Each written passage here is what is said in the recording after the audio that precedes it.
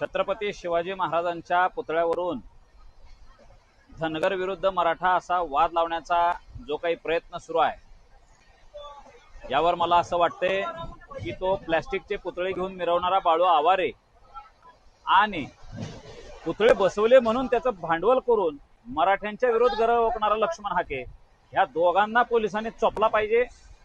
त्याशिवाय महाराष्ट्रातला जातीवाद कमी होणार नाही.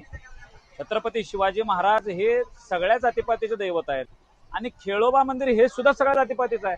ना शिवाजी महाराज एकट्या मराठ्यांचे आहेत, ना खेळोबा मंदिर केवळ धनगरांचं आहे. पण गैरसमज निर्माण करायचं, स्वतःची प्रसिद्धीसाठी महापुरुषांचा वापर करायचा, या गोष्टीचा निषेध केला पाहिजे.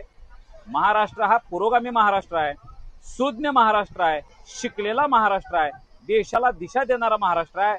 पण आज जी काही परिस्थिती महाराष्ट्रात निर्माण झाली आहे ती तुमच्या आमच्यासारख्या तरुणांना शोभा देणारी नाही. दिल्लीमध्ये मी काही दिवसापासून आहे.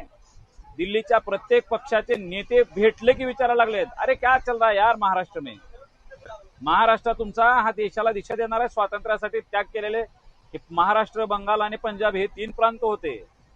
पण आज सगळ्या देशाचं इंजिन असलेला, पुरोगामित्व असलेला, सगळ्या विचारांचं आदरास्थ स्थान असलेला छत्रपती शिवाजी महाराजांचा महाराष्ट्र, वारकऱ्यांचा महाराष्ट्र आज कुठंतरी बदनामीकडे चाललाय आणि ही गोष्ट सहन करण्यासारखी अजिबात नाही.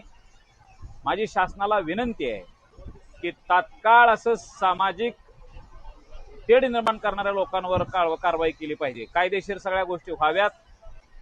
कुणीही जातींच्या आडून आपले हेतू साध्य करू नयेत अशी मी त्यांना विनंती करतो. धन्यवाद.